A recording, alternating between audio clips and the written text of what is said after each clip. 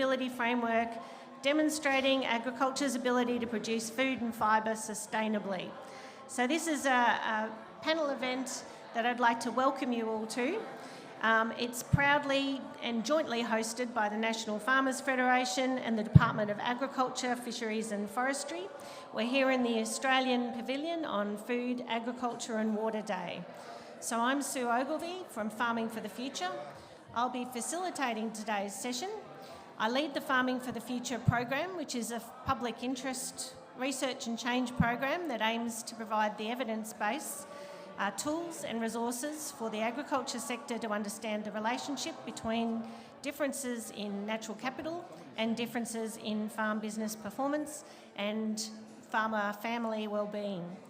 So I'd like to begin today by welcoming the traditional owners of the land on which we meet today. I'd also like to pay my respect to elders past, present and emerging, and I extend that respect to the Indigenous peoples from across the world. So this morning we'll be hearing from some leading experts on the use of the sustainability frameworks in agriculture, how they're being implemented to support climate-smart, sustainable agriculture outcomes, and we're going to be talking about learning and understanding the development and importance of these frameworks to facilitate greater adoption and acceptance for shared global outcomes. So I'll now introduce you to the panel members, who we're very grateful to for joining us in the pavilion. Sue McCluskey is Australian Government's Special Representative for Australian Agriculture. She's tasked with demonstrating Australia's sustainability credentials, and she advocates for the important role of science and risk-based decision-making, while recognising that there's no one-size-fits-all to the approach to meeting these global challenges. Sue also runs a beef cattle farm in Yass. So David Jacinski is the recently elected new president for the National Farmers Federation, and that's after serving as a director and vice president for a number of years. David is a third-generation grain and livestock farmer from northwest Victoria. Keith Curry is the president of the Canadian Federation of Agriculture. Before coming CFA president in 2023, Keith served on the CFA board for several years and was elected as the organisation's first vice president in 2019. Keith is the 8th generation on the family farm operation. And finally, I welcome to the stage Ajide Meneghet from the Brazilian Agriculture and Livestock Confederation. He's an experienced professional who's worked for 15 years in companies from different sectors and segments, including national, multinational and governmental and agribusiness. So I'll now invite Sue McCluskey to the lectern to provide some opening remarks setting the scene. So she'll provide an opening presentation on the global sustainability requirements and how sustainability needs to be outcome focused and not prescriptive. Thank you, Sue. Thank you, Sue. So I'm going to give you just a bit of an overview about my role and sustainability frameworks. And if you didn't know that we've designed this especially with background music and noise from the coffee queue. So first a bit about my role, because I think it's important being here at COP. I am a government appointment, but I'm an industry voice. And very much what we've heard at COP is initiatives need to be farmer-led, and I'm a farmer myself. So that's what really makes the difference in this role. New Zealand's the only other country that has a role similar with an industry voice, but as a global representative, really. And certainly what I found in the first year of my role and then coming into this year was everything was about sustainability. It was sustainability, sustainability, sustainability.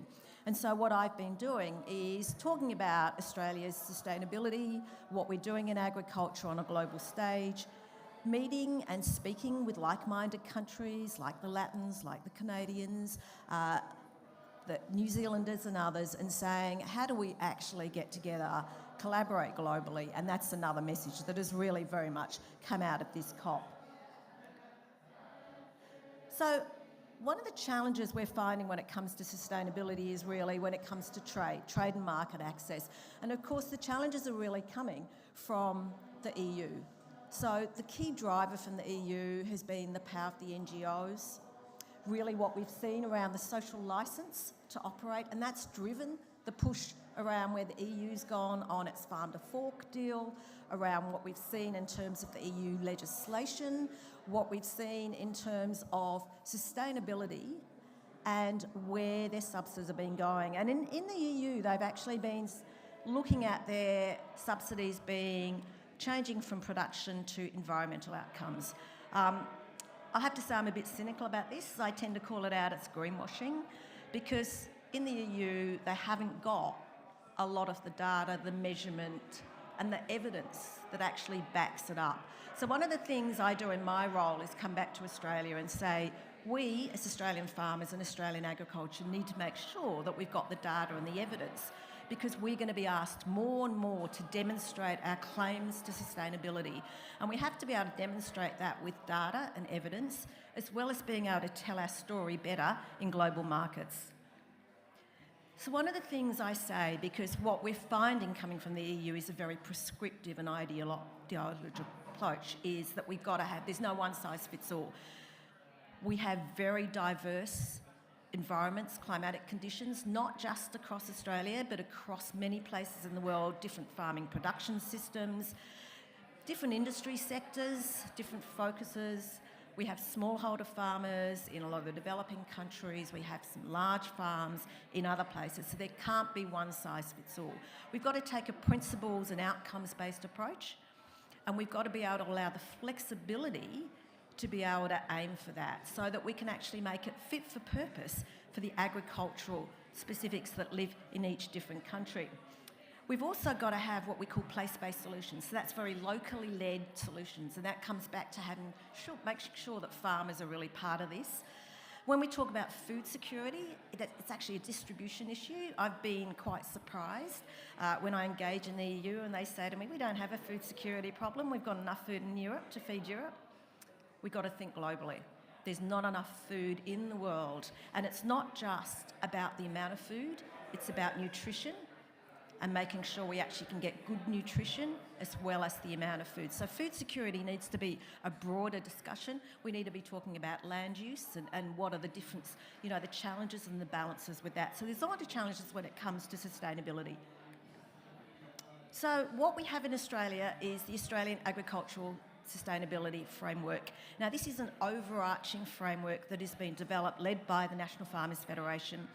And what I like about this is I can put this slide up in global markets. It articulates very clearly what Australia is doing around sustainability. There are 17 principles, but importantly, they go across economic, social and environmental factors. And that's really important, because you don't just focus on environmental outcomes without having social consequences as well. So when we talk in the broader ESG context, it's really important that we can look at this. Underneath that whole sustainability framework sit individual industry frameworks, such as the beef sustainability framework, the sheep sustainability framework, the dairy sustainability framework. Once again, with that theme of no one size fits all, those industry sector frameworks actually then start to look at what's the pathway and the implementation for sustainability for each of those industry sectors. And this framework actually aligns with the SDGs, so it speaks the global language. We also need to actually think about how we demonstrate our credentials, and there's two key things. One is the diversity of our land mass, but also in Australia, our farmers are not subsidised, which once again I hadn't realised until I started speaking on global stages. Most farmers in the rest of the world are actually subsidised, and many quite heavily subsidised, and particularly in the EU and the US. So our Bureau of Agricultural Research has actually put out a report recently which looks at those two key factors, the diversity of the environment and the subsidies. And they've picked up on the FAO's data and they've adjusted it for those two key factors. Because one of the things I kept getting hit with when I was speaking at the WTO or speaking in the EU was Australian farmers use a huge amount of pesticides and a huge amount of chemicals. And I said, no, we don't. We're not subsidised. I'm a farmer. Why would I spend any more on chemicals and pesticides than I need to. This report actually is a great one for me to use because it clearly demonstrates that when you adjust for those factors, Australian agriculture actually has a very low use of pesticides, low use of chemicals, low use of fertilisers. We do a lot around afforestation. We actually, with our tree planting and our initiatives around that, we do a lot around biodiversity. So this is a great report that I find that is really useful in terms of being able to demonstrate our sustainability credentials. So we've got to be honest though, we've got more work to do. And a lot more of that work is really going to be around the data collection and the reporting. And there are a couple of key things that are happening now, both in Australia and globally, that will make a difference to that. The first is we have our reporting, climate-related finance reporting, that will come in for our large corporates from 1 July next year. For those corporates in the agricultural supply chain, that means when they're going to look at reporting on their emissions, they're going to need the data from farmers because that's what we call the Scope 3 emissions. And so we're starting to see in some supply chains, those corporates actually paying farmers to gather their data. We're also, which has been very interesting with some of the conversations I've had here, is the use of satellite imagery and other data collection methods that mean that farmers don't necessarily have to gather the data themselves. They actually can draw on publicly available data and be able to report it. So that's certainly going to make it much easier because farmers are always going to look for a value proposition. So I think clearly there are a couple of areas that we're going to need to be working on. But what we need to do is make sure we continue with that message that sustainability is here to stay. Agricultural sustainability in terms of meeting our climate challenges are what's going to be here. We're doing a lot of work around evidence and data and demonstration, and in the end we need to collaborate and tell our story better. Thank you. I'll leave it there and I look forward to the panel discussion. Thank you very much, Sue.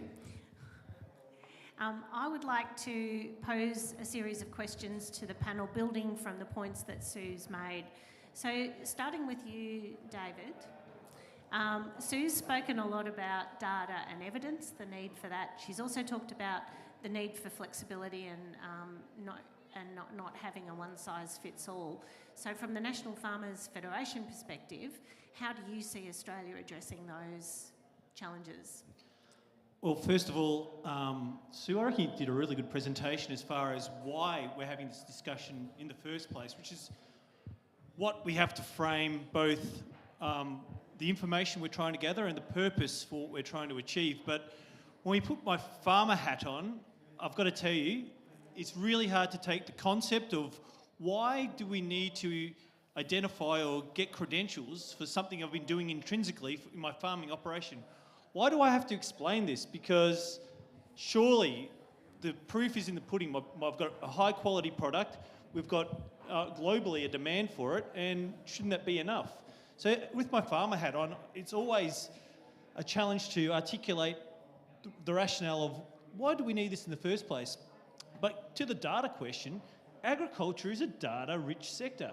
We generate data as soon as we put our boots on in the morning and as soon as we hit the key on any of our machinery. We are very data-rich. It's actually then using that data in a way that we can create credentials from it. So if it's everything from the amount of diesel that we put through our machinery to exactly where we're putting our inputs, from the amount of satellite imagery and information that third parties are gathering from us, let alone what we are generating ourselves, to use that as a collective to create the base evidence of why are we, or how are we managing our land? How are we managing our inputs? What are our animals doing? Where are they, and how quickly are we either turning them off, or how much are they consuming? We've got so much measurement data out there. It is a matter of us just identifying both the gaps that we don't have, and then secondly, with the data that we do have, how do we fit that into what Sue described as the global language of what the sustainability framework is, and that is the ESG or your triple bottom line, or whichever frame that you want to look it through. That's where the sustainability framework that we talk about actually gives us some order, both in the industry sectors, but also as the farming community, to go, well, we've got that data point. it actually satisfies one of those credentials that we're trying to describe. That's fabulous, and what a wonderfully optimistic story. Keith, is it the same in the US? Are you a data-rich sector that just needs a framework to then be able to summarise and report? What are the issues for the US? Canada, my Well, Canada apologies. And the U.S. certainly, even though there's a border between us, we are very, very similar in what's going on. With the exception that I think the U.S. actually has a lot more data than we do, and we're not really sure how much data we have because nobody wants to share. That tends to be the big problem. Even within different government departments, they don't share with each other. So getting that data and getting them to understand the important need of that data to drive sustainability forward, I think is really key. And you know, farmers in Canada, I'm sure it's similar in Australia, really struggled in the beginning around sustainability because what does sustainability mean? I mean, we know what we think it means, and for most people outside of agriculture, sustainability is purely environment, and that's okay. But if we don't have the economic sustainability piece in there, the rest of it doesn't matter. You know, we can't carry on doing our businesses as well as we need to if the economics aren't there. So data is available in piecemeal, but it's not aggregated yet, not readily available like we need to have to drive things forward. That's fabulous. Ajay, is it the same situation in Brazil? Same issues, data, you've got data, but how do you organise it? It's not just environment, it's economic and social. Is that also seen in Brazil? Yeah, it is. Sim. Well, yes. She's going to translate in English for me, okay? So it's going to be easier for us if I misstep in the language, okay? Não, então, no Brasil, nós temos muitas informações e dados, assim como Austrália e Canadá. In Brazil, we have a lot of information, just as the data and information processing, just as in Australia and in the US. In Canada, actually. In Canada, sorry.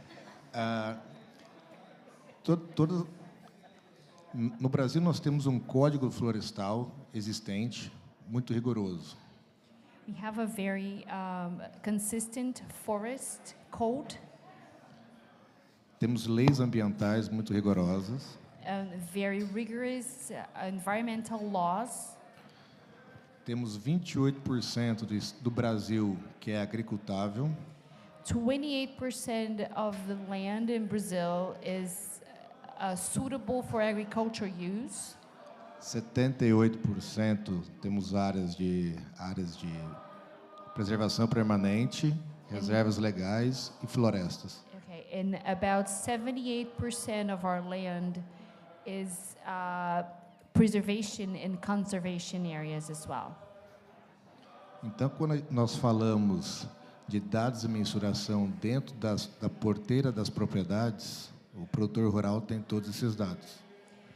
So the rural producer, the agriculture producer, has a lot of information concerning the land use and all the regulations and legislations according.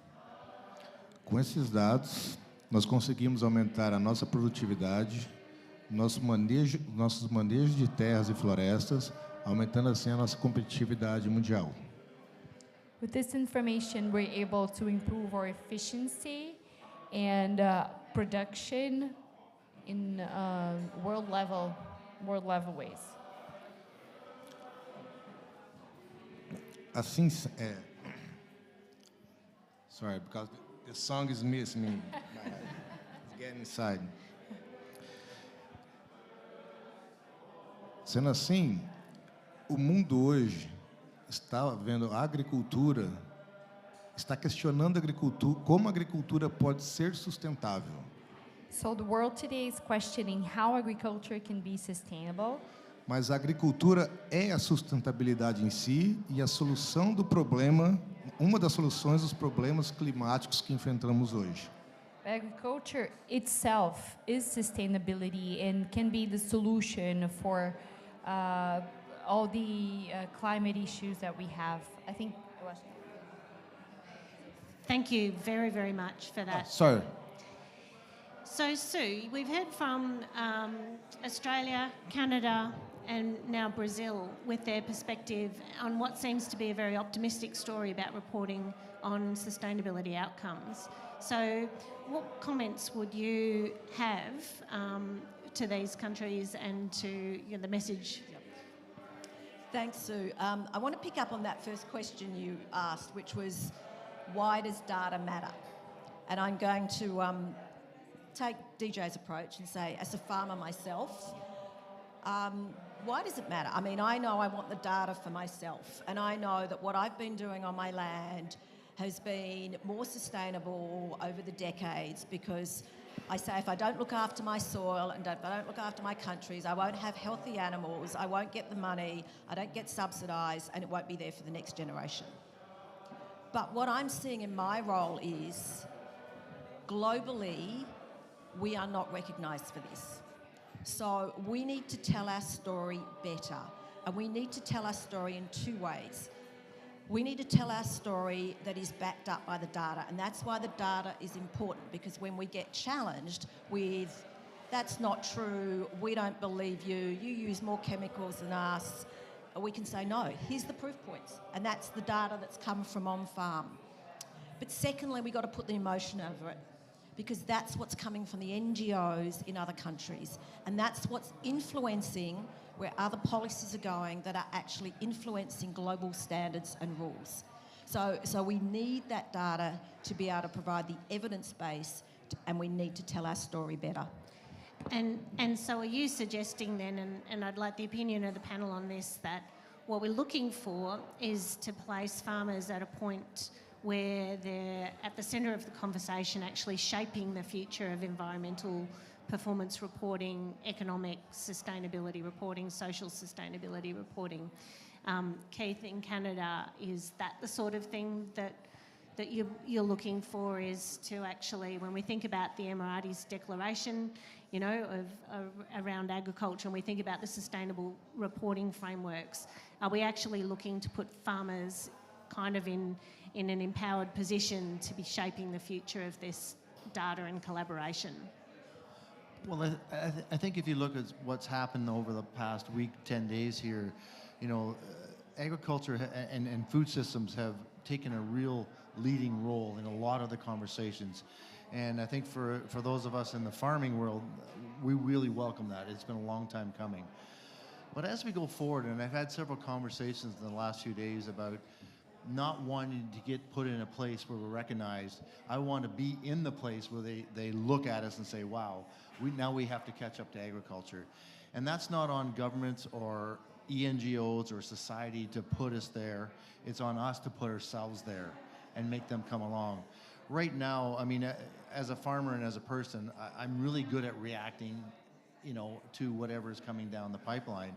And we, because elected governments tend to ride on this societal emotional roller coaster all the time in their decision making, that usually turns out wrong or bad in the end. Even if it's the best intended initiative, it always turns out bad. There's a lot of piecemealing goes on, and a lot of confusing parts for farmers to try and figure out how to put it together. So I think we need to take the lead, as much as I agree with you, Sue, that we need to tell our story, but when we're less than 2% of the population, that becomes difficult on figuring out how we do that, tell that story. But what if we don't tell the story, we show the story, right? We be the example, we figure out a plan for 2050 and beyond, and we drive there, because a lot of the huffing and puffing that goes on in conferences like this is about grandstanding, about showing off we're going to do a target, but then they never get there.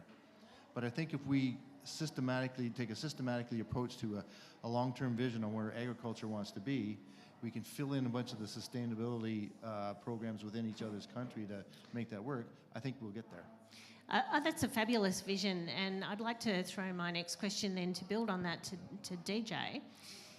So Australia has actually established a couple of really important visions for agriculture, 100 billion by 2030, and we've got some carbon neutral positions from Meat and Livestock Australia, and we've got the development of the Australian Agricultural Sustainability Framework, in which you've actually tried to set that pace. So would you like to expand a little bit more on how how effective that's been in demonstrating and showing what we can do in agriculture. I guess picking up from Keith's point, we are, 2-3% of the population. So telling that story or providing that evidence, we need supporters to do that. The really awesome part is 100% of people eat. It's kind of a nice thing that you kind of need to do that. The part is then the province story, the ability to have your coffee and your milk to actually understand where that comes from. The more consumers pay for their food, the more they are engaged. And that is one of the byproducts of the way that the world is going. We've actually got more engaged consumers than we ever have before. And I think that that's a good thing because, once again, agriculture has already got the story. It's how we articulate that and providing evidence, not to just say that we are doing the right thing. And I really pick up the point of, even though you've got the processes in place, we are inflicted by a perception conundrum that farmers were once old MacDonald and they had a pig and they had whatever, and how to break that nexus of going, actually, no, we are doing some really great environmental things, some really great production systems, some really great environmental stewardship, but that doesn't come up in the old MacDonald song. That doesn't come up in the stereotype of a straw hat or whatever we wear or whatever we do. Like, farmers don't usually wear a suit or... Okay, sorry, Keith, I don't know what kind of farm you run, by the way. Anyway, maybe I've got to get into your business. The real point is, though, without having the ability or using the language or using the words or having something to give us evidence, we just don't want to be noise. We want to be serious about the outcome. And when somebody pops the hood on us because we've asked them to pay an extra percentage on their food, when we've asked them to understand our environmental credentials, when they pop the lid on that, we want to make sure that we're backing up our words with action. We don't want to be like another industry that just is empty promises or has targets that mean nothing. Fabulous. Ajay, building then on the point that DJ's just made and your points earlier about the amount of conservation in Brazil that's associated with agriculture and the increasing frameworks and regulation, what would you say to how we get that message out that agriculture can be part of the solution?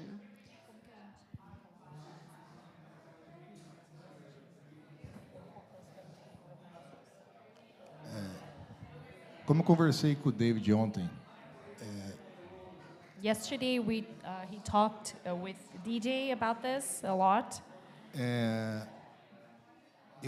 nós vemos que os agricultores do mundo inteiro temos que alinhar a nossa narrativa e mostrar para a sociedade mundial, novamente, vou repetir, que o agronegócio mundial é a solução para a descarbonização e melhoria do clima mundial.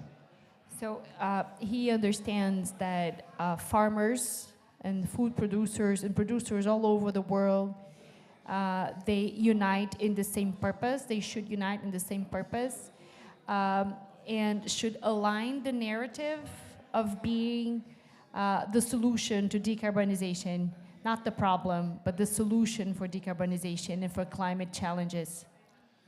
Cada país tem uma narrativa. Cada quer mostrar como tem com suas bases de dados.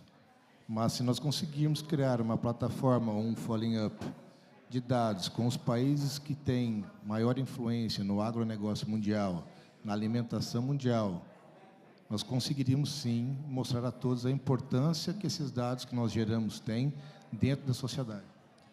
So again, he understands that creating a global platform where we can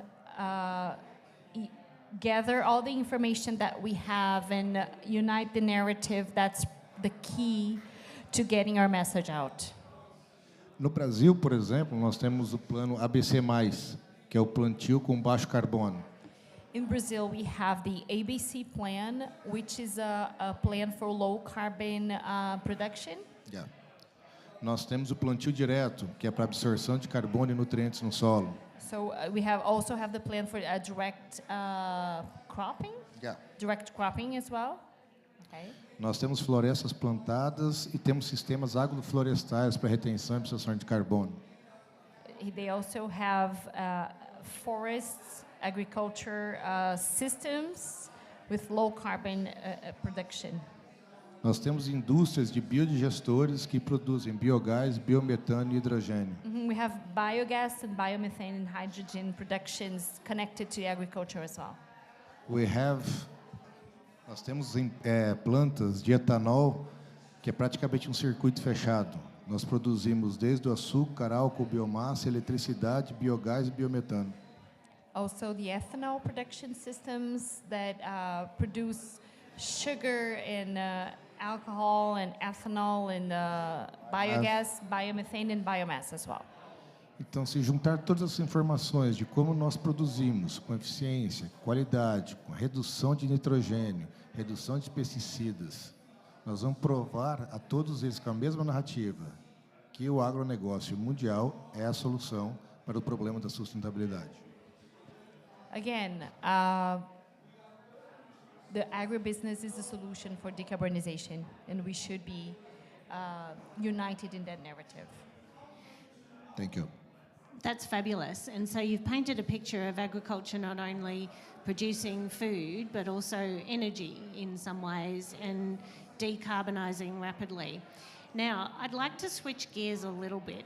Sue mentioned in her opening remarks the question of subsidies and commented that Australian agriculture is not subsidised, but many agricultural sectors around the world are subsidised.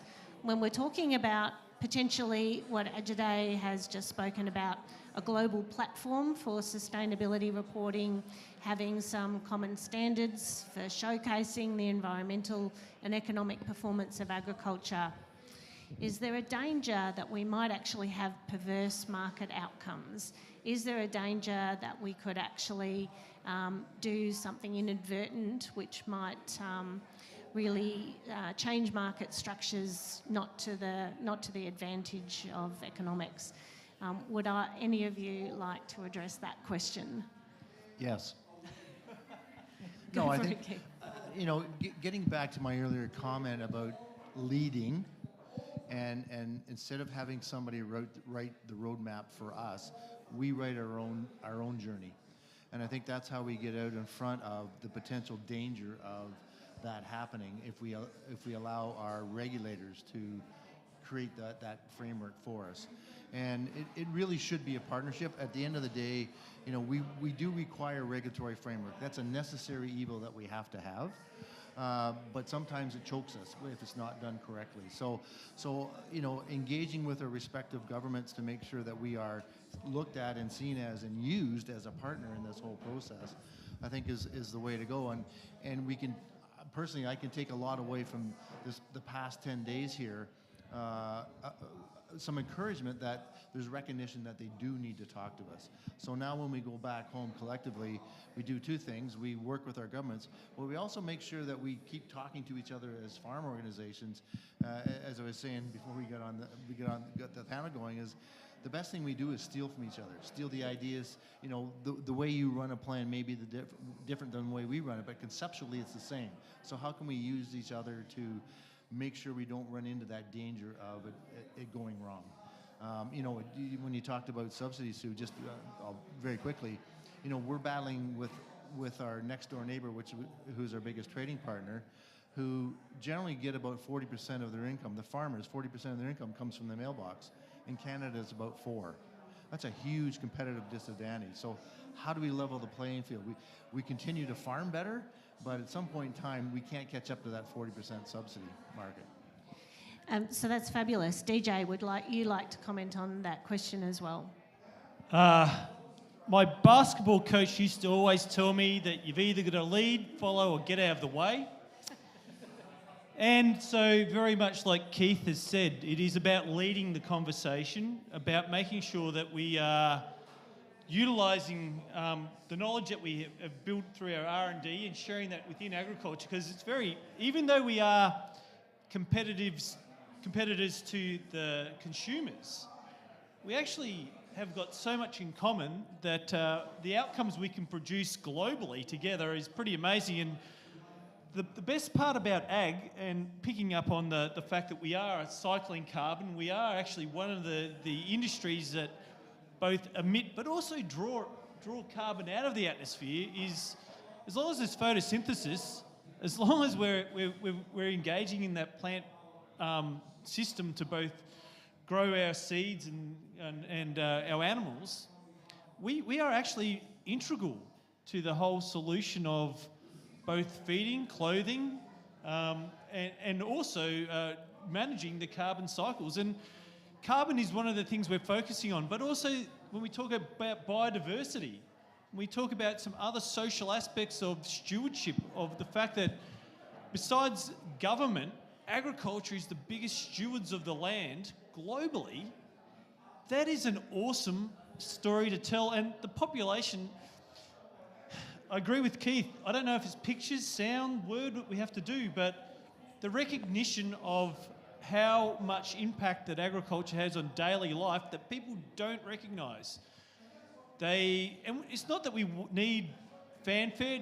A ticker tape parade's okay maybe once a year, but the reality is we get on with doing the job. We don't necessarily look what's other people have got, because, to be honest, we've got to control what we can. And that is basically within the different landscape, within the different industries, and within the different constraints and resources that we have, which is, once again, when we talk about sustainability frameworks, that's what it has to describe. I can't describe a European system in an Australian context, and neither can Brazil, and neither can Canada, or the US. We seem to be representing them today as well. But the reality is, that's the mindset we have to go in. We have to make sure that we understand what our part is to play. We have to understand what our constraints are, and then do the best we can to both demonstrate that, give ourselves the credentials so that the wider population have the ability to get closer to what we do. I think that's a wonderful story, and so Sue, I'd like to bring you back into the conversation. So what we've heard from the farmers' federations here from Australia, Brazil, Canada, and the US is that the farmers are actually ready to lead and understand the importance of leading. That they see this as actually normal part of business, but actually talking about it a bit more prominently. We've seen a willingness to collaborate across jurisdictions and countries without stifling what needs to be local appropriate. So what, in your view, should governments be doing to enable this to happen? All right. So 3 points, but can I first pick up on that subsidy issue? Because you said, do subsidies, what are the consequences? Absolutely. Let me be blunt about this. Subsidies create perverse outcomes. And we've seen that around the world with high production that just gets dumped, adverse environmental outcomes, non-tariff trade barriers. So, definitely the answer to your question is yes, but we don't want to see money taken away from agriculture. We want more money in agriculture, and there's nothing wrong with supporting the agricultural sector, but there are different ways you can do it. You can put that money into research and development. You can put that money into capacity building and educating farmers and developing tools to help farmers. So there's a lot of different ways you can repurpose that money. On the question of what government should do, look, as someone who's worked in regulatory reform, I've always pushed in Australia about how we need to have business more involved. And then when I started working globally, I realised that actually in Australia we have an advantage where business does have a say and farmers do have a say, and we've been part of that regulatory development conversation. But I think there's been slippage around best practice policy making that says business, farmers, industry need to be involved at the early policy design process. It's about co-design. And that is because if you don't involve farmers at that early part, then you're not going to understand how you need to implement something. And if you can't implement that policy, you're not going to get compliance. And then you're going to have all sorts of adverse consequences. You're going to need to think about amendments and things like that. So it actually makes sense to think about who are your stakeholders in terms of good policy making. And then we also need to think about joined up government. So the way governments work, and it's not just in Australia, is we have different portfolios. And those portfolios work on the policies of their particular portfolio. But when we think about agriculture and we think about what it touches the whole food system, it touches health, it touches safety, environment, water, energy, climate change. So we really need to have a way that we can think strategically and holistically about where we're trying to get to in terms of our climate challenges and how we actually get those government silos broken down so they can be talking to each other. So, Sue, I think that's a fabulous point about joined-up government, and Ajay has already given us a vivid picture of food, energy, decarbonising from agriculture. Ajay, how can you be supported to help the Brazilian government join up its policies so that there's a holistic and effective solution? Good question. That's $1 million question. It's $1 million questions, for sure.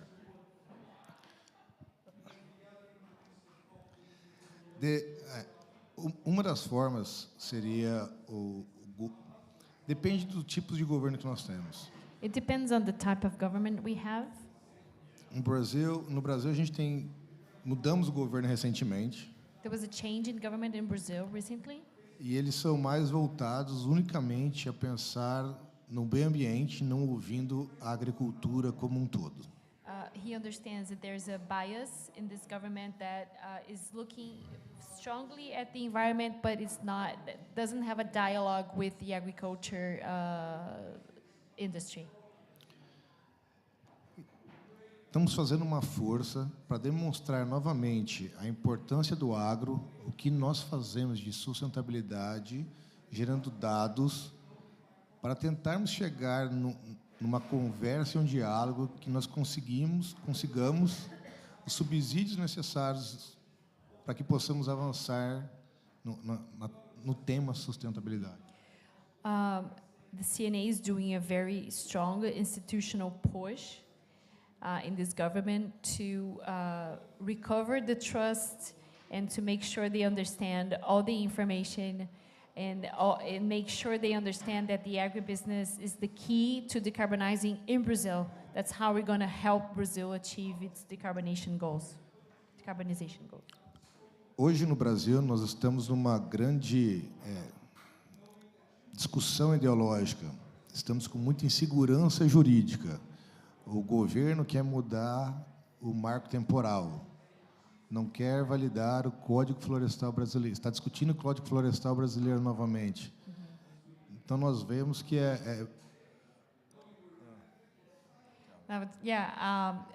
right now, the discussion has moved to a more ideological way, and the government is currently reviewing some of the codes, the forest code and the land use code as well. So in his opinion, this brings institutional instability to producers, and it's not clear how we're going to make progress. Fabulous, thank you very much. Now we're getting close to the end of the session. I've been asking all of the questions. Oh, Keith, would you be liking to make a comment on that point as well? Sure. No, I was just told. No, Oh. Actually, no. When it comes to the interaction with the government in general, I think, we've been hearing a lot about farmers need to be at the table, which is absolutely correct. And I know certainly through the World Farm Organization and the Farmers Constituency, there's a big push to make sure we're at the table. But we have to be ready for the danger of that. And what I mean by that is we got to be prepared for when we do get to the table. Because getting there is one thing, not being prepared to actually make a difference when you're there could be problematic as well. So we owe it to ourselves as organizational leaders to make sure whatever farmers we have at the table are ready to send our message properly. And I'm not sure that we're doing a good enough job in a lot of areas of making sure that our folks are prepared when the government does say, or a governing body does say, come to the table. I just want to throw that in. I think that's an excellent point. Good to produce, not to talk. That's our problem. Oh, we can talk. We just, the struggle is we don't always know how to present what we know, right? How do we take farmer speak and get it into government speak, and how do we collaborate that way? That sometimes is a struggle. Yeah. So my pitch at COP this week has been other countries need to think about a role like mine, because I have to say that my role has been a way that we've been able to get the farmer voice at the table in really high-level meetings for globally as well as nationally. And I've made a big pitch for Canada and the US to come up with this role. I'll represent both. So I would like to ask the audience, we are getting close to time, I'd like to ask the audience if there are any burning questions that you would like to ask the panellists. So if someone would like to leap up and ask a burning question, otherwise, what I might invite our wonderful panellists to do is to give us some closing remarks, to just give us, and I'd like to start with you, Ajay. Given the conversation that we've covered in terms of outcomes, the need for frameworks, putting farmers at the centre, recognising that agriculture is actually one of the major solutions around decarbonising and nature-positive activity on the planet, and the point that's just been made about you've just made farmers are good at producing but maybe not at talking about how they produce. Would you like to give us some closing remarks from Brazil?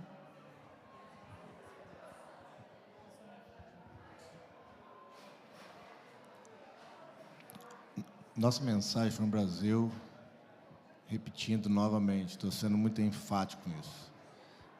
Nós temos que melhorar nossa narrativa de como o agronegócio e os produtores do mundo são sustentáveis e fazem sua parte.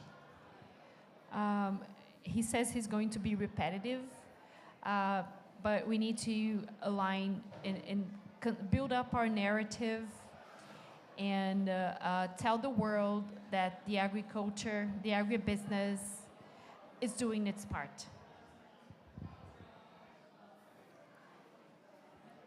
As indústrias, as fábricas, os outros meios de comunicação, empresas, eles não conseguem absorver carbono, eles não conseguem preservar, eles conseguem diminuir. Quem preserva e gera carbono é o agronegócio. The agribusiness is the only one that actually preserves, while the industry and the other sectors, the industrial sectors, they can only reduce, but agriculture can actually produce. Yeah. Para isso, também os governos deveriam criar linhas de subsídios para incentivar ainda mais que os produtores assim os façam, criando fontes de rendas como um PSA, que é um plano de pagamentos por serviços ambientais. Exemplo. The governments need to think of subsidies and how to support local producing. Yeah, okay. There's a plan in Brazil called PSA. So the government should improve this type of program. That's like a payment for environmental service. So that's, if they do this for the smaller farmers, it's going to increase the income and doing more for the environment. So we do a lot.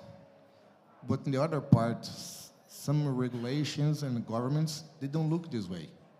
they look at the way that the agribusiness, the agricultures, the farmers, and the producers of corn, wheat, meat, we are not the villain. We are the persons that are really thinking all the time about the earth, the environment, the climate. It's going to rain, it's not going to rain, because every day we need to wake up, go to our properties, to our farms, and do our work, our hard work.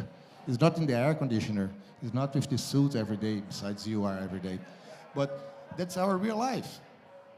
So people are just taking some notes and they put that at the reality for entire world. But that's not correct, that's not true. Everybody must go to a farm and see how hard it is to wake up every single morning, 5 a.m.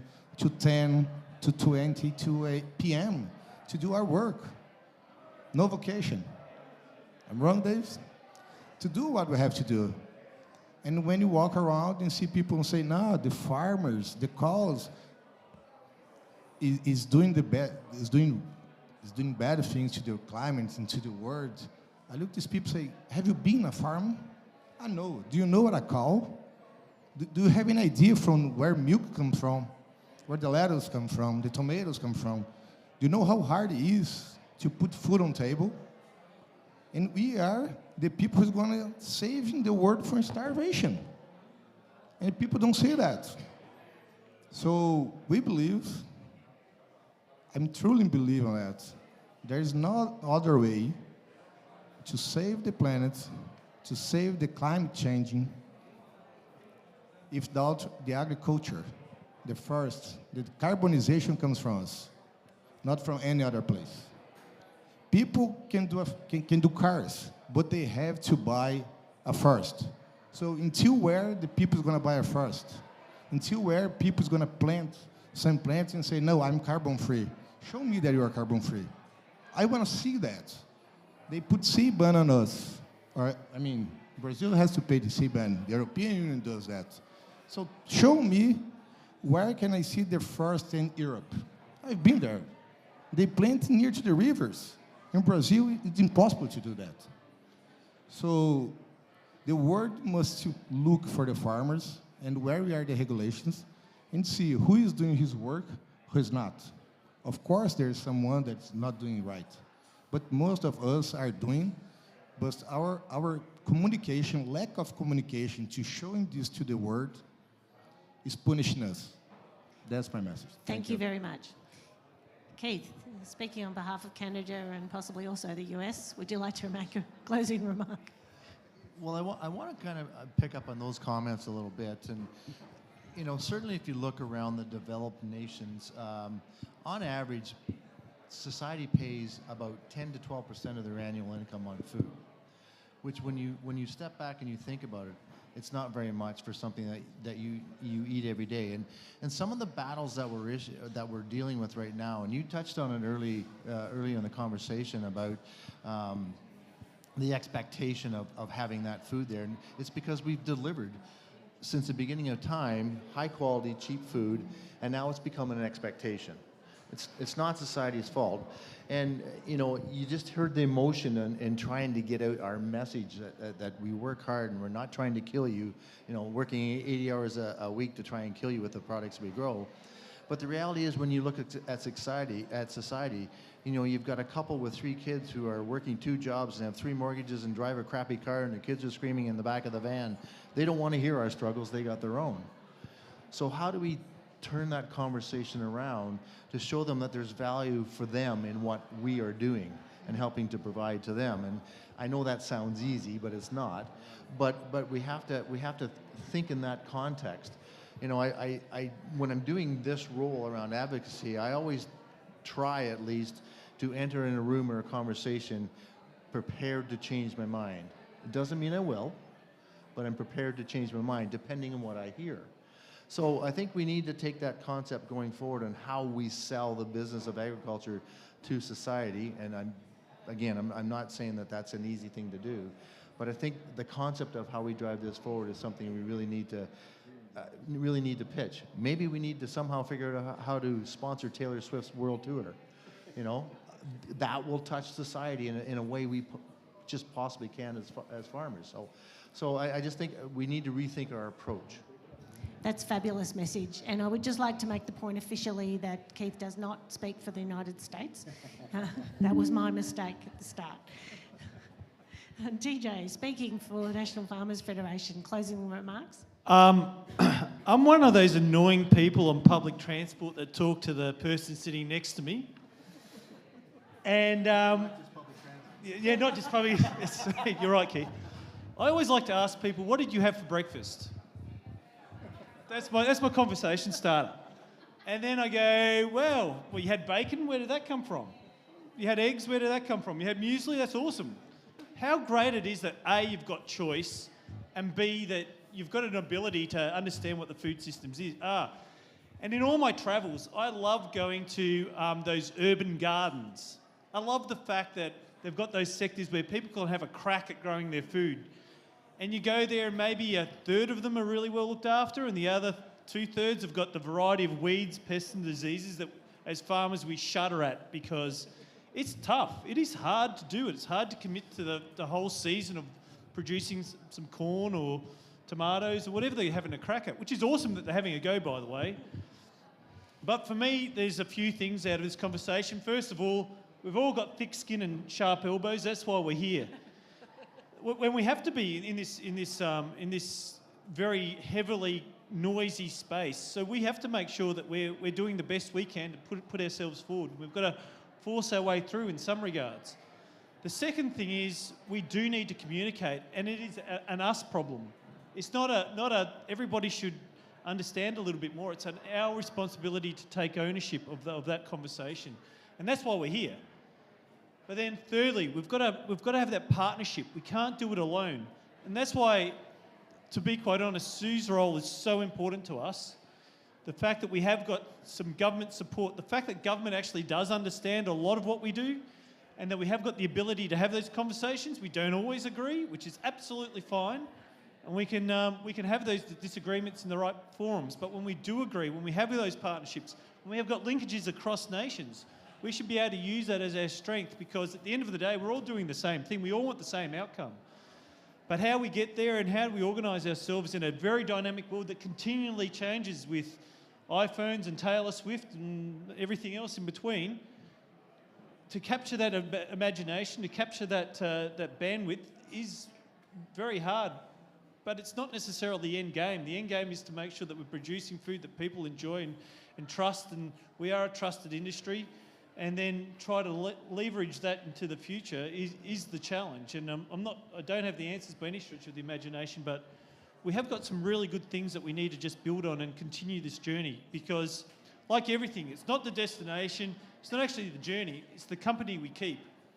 And by keeping good company, by having the same vision, that means we're going to go far. So I'm really embodied to the sense that we have got a lot of positivity within our industry, and the fact that we've got good relationships throughout, from farmers right up to the top of government. So for me, I reckon it's a very positive place.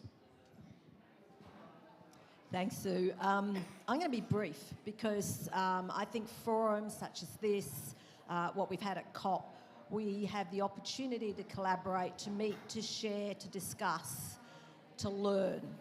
I think the one thing we can do from here, particularly for those of us in leadership positions, is to think about what are the clear actions we can do when we get back. So it's not about talking, it's about making it happen, and I think the onus is on us to actually do that. Well, fabulous. I would like to thank all of our panel members today for a very lively, very rich discussion, and for a clear show of leadership in this area. I found it thrilling, and I'm very, very optimistic now about the future. So thank you. If I could ask the audience to give a big round of applause.